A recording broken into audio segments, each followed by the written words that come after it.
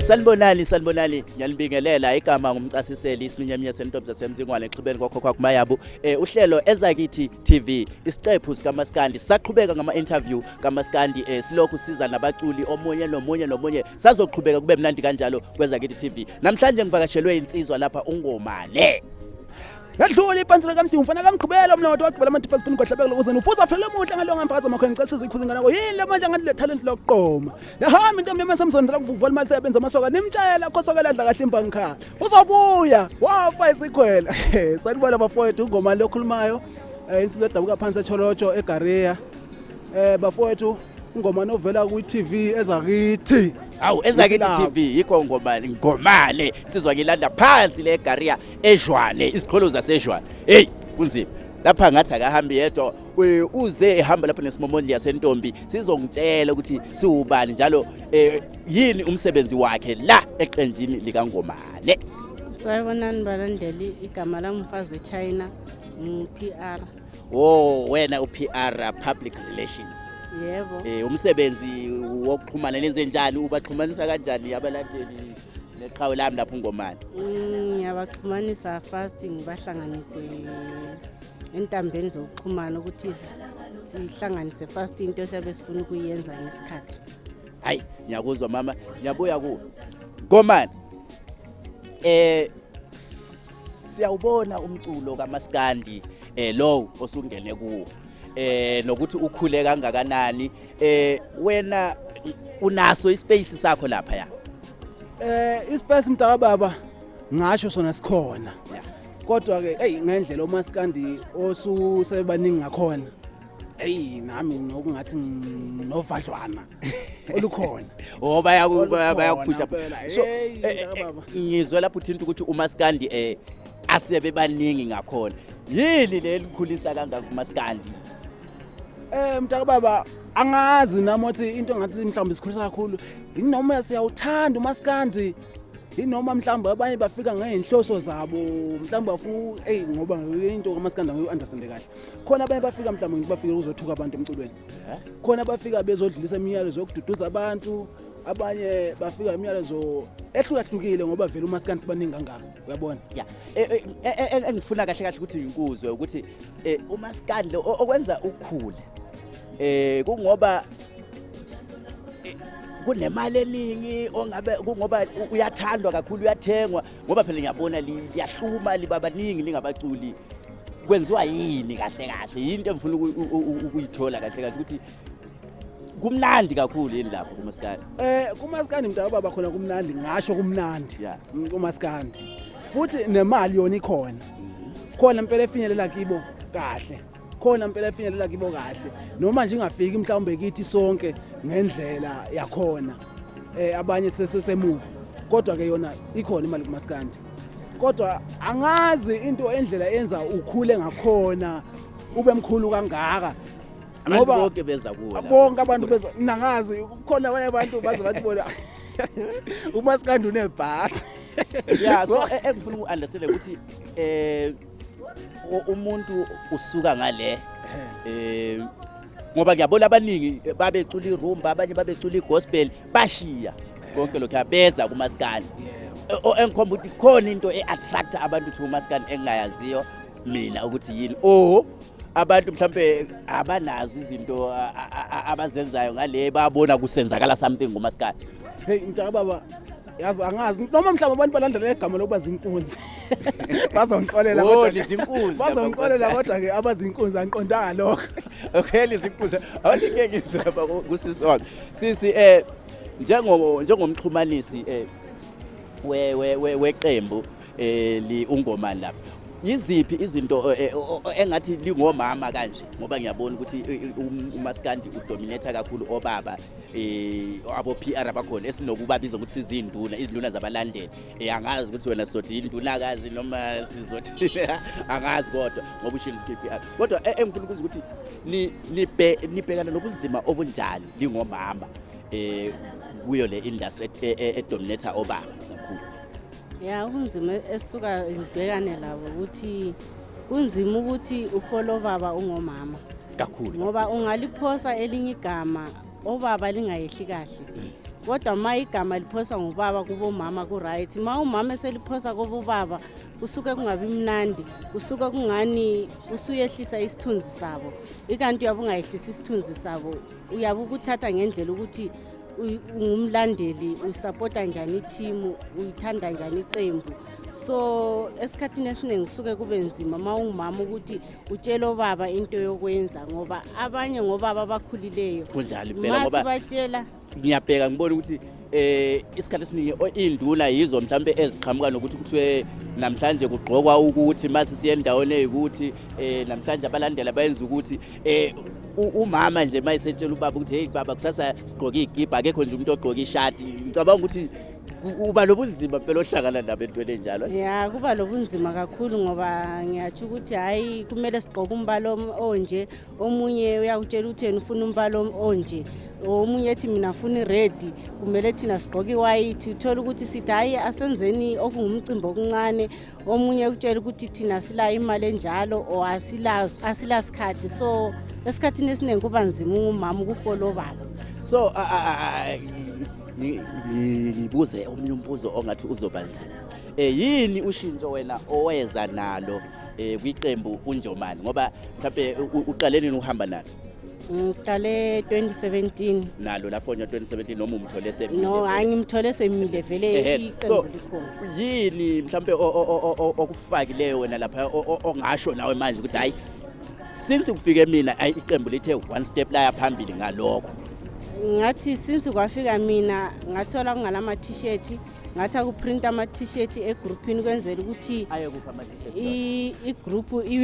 ama t-shirt akhona yathengiswa ukwenzela ukuthi igroup layo iqembu lalo libe lesikhwama salo, libe lemali yalo. Kwangena ama jacket, kwangena izigqoko. Ngathi no, masokukanje every year masivala umnyaka kumele senze ama parties, i-party si celebrate eze igroup kaNgomane sivala umnyaka sijabulile. Hawu kwaze kwakuhle, ngiyayibonga kakhulu imisebenzi kaSisisi, muhle kakhulu umsebenzi okhuluma ngawo. Ngiyezwa kuthiwa sekunesikhwama semali, kusho ukuthi imali iningi kakhulu lapha eqenjini,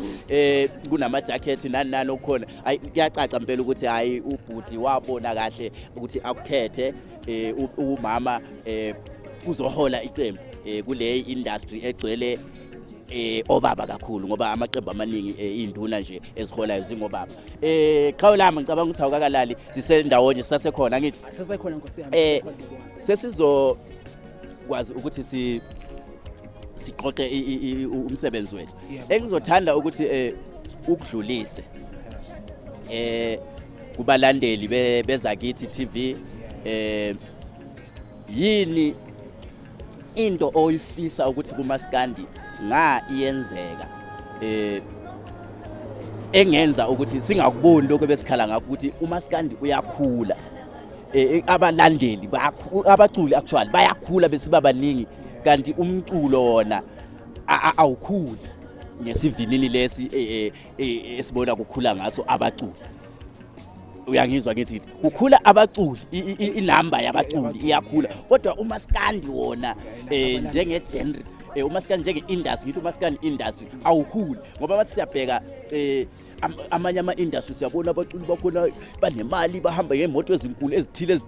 bezithola through i-industry. Ngithi ngingasho ukuthi mhlawumbe umuntu mayilokho. So owethu waye umculi ungasiphakeli, kodwa ulokhu uhlumisa abaculi abaningi kakhulu.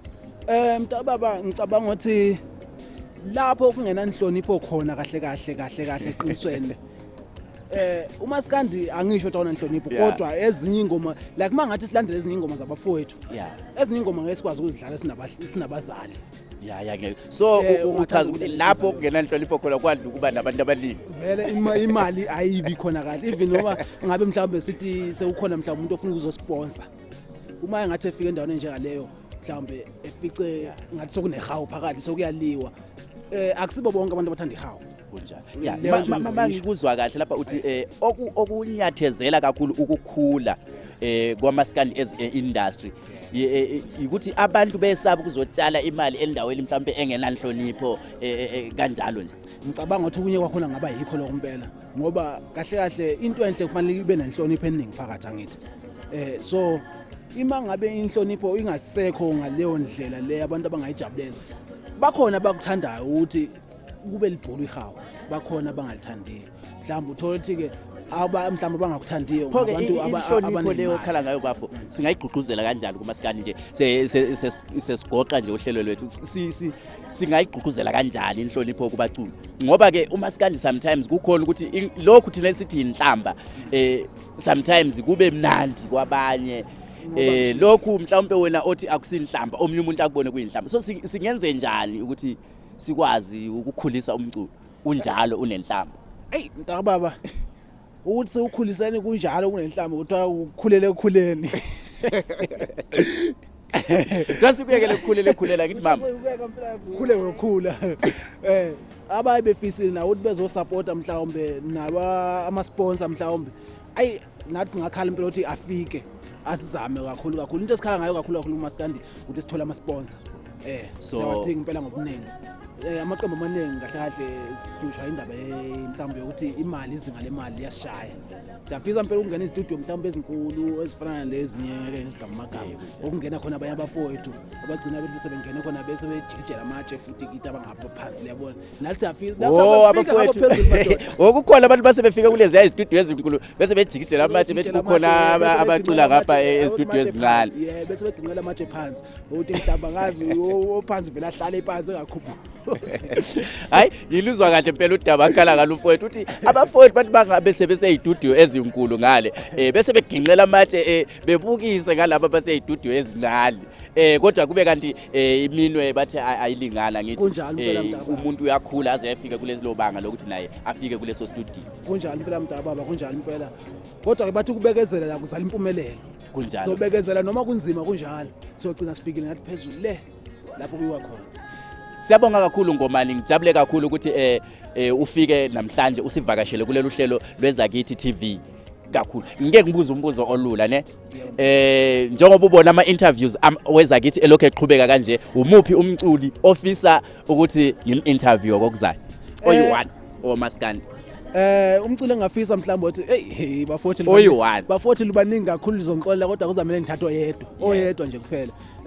ngicabanga mhlawumbe imali ingasiza lingithathele inkabi yami liyana umthakathi wama keyboard bamazi umthakathi wama keyboard ngeke ngisasho kuningi imali ingathatha nje umthakathi wama keyboard wenkabi yami ngifisa ukuvele la ngeke ngakubona uvela komunye ubaba ngale phezulu inkabi yami umntaka mama lapha izinjazi yamluma hayi ikeyboard kuyigcoba inkabi yami hayi ngishayela intombi impela inkosi mthakathi wama keyboard lapho ohleli khona yakha lapha insizwa uNgoma lithi yakufuna ukuthi izokubona nawe lapha kweZakithi TV enduleni yami enkulu konje sithegama kwi-PR angisazisebenzela kodwa kumholi wabalandeli bakaNgomani dadewethu ungavalelisa lapha abantu angazi ukuthi yini nje eyodwa ongafisa ukuyidlulisa kubalandeli bakaNgomani. Ngithanda ukubonga kakhulu kubalandeli uthi nje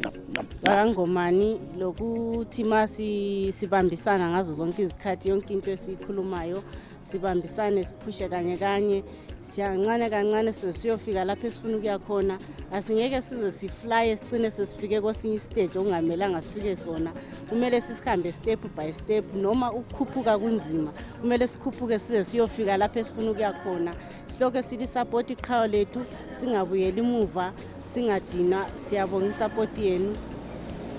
Siyabonga kakhulu bakithi olivalelisayo umcasiseli isiminyaminya sentombi zasemzingwane exhibeni kwakho uMayabu le ekhezi lapho engizalwa khona eZakithi uyahamba lapha ku Facebook ufike ulike ipage eZakithi uhambe uye ku YouTube uyo subscribe ku channel yethu eZakithi TV. Siyabonga kakhulu sinithanda kakhulu.